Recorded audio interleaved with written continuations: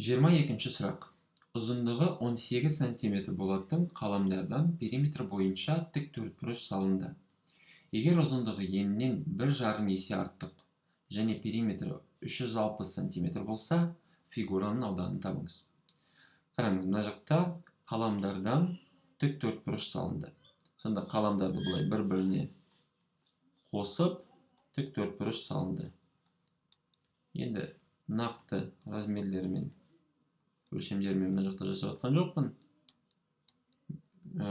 Түсінікті болу үшін мына жерде осындай тік төртбұрышты салдым. Енді ұзындығы еніне қарағанда 1,5 есе үлкен. Біз ұзындығы мен ендерін білмейміз, бірақ оларды x және 1,5x деп ала аламыз. Қараңыз, 1,5x қосылған x, ол ұзындығы мен енінің қосындысы, оны көбейтсек 2-ге шығады, оның периметрі 360. Өйткені тік төртбұрыштың периметрі осы формула арқылы табылады. А қосылған b және оның барлығы көбейтілген 2-ге. Сонда қараңыз, мына жерде 1,5x қосылған x, мына жерде коэффициентіміз 1, ол 2,5x, көбейтсең 2-ге оны шығады 5x тең 360. X-тің мәні тең бізде, сонда 360-ты бөлу керекпіз 5-ге. 360 бөлу 5, мына жақта шығады 72.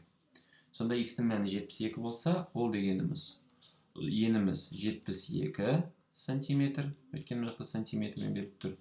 Ал еніміз ол 1,5 көбейтілген 72. Ол 108 сантиметр. Еніміз 108 сантиметр. Ол ұзындығымыз мына жақта.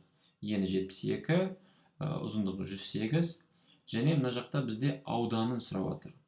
Ауданды табу үшін А-ны жай Б-ға көбейтеміз. Тік төртбұрыштың ауданы табылады, бізде А мен Б-ның көбейтісімен. 108-ді, сонда ауданын табу үшін 108-ді көбейтеміз 72-ге. Мына жерде баған түрінде астында көбейте салам. 108 көбейту 72. 2-ні көбейтемін 8-ге 16, 6 жазам 1 ойда. Мына жерге 1, мына жерге 2. 7-ні көбейтемін 8-ге 56, 6 жазам 5 ойда. Мына жерге 5 жазамын, және мына жерге 7. Қосамын мына екеуін. 2 қатарды, енді мына жерде 6, 7, 7, 7. 7776.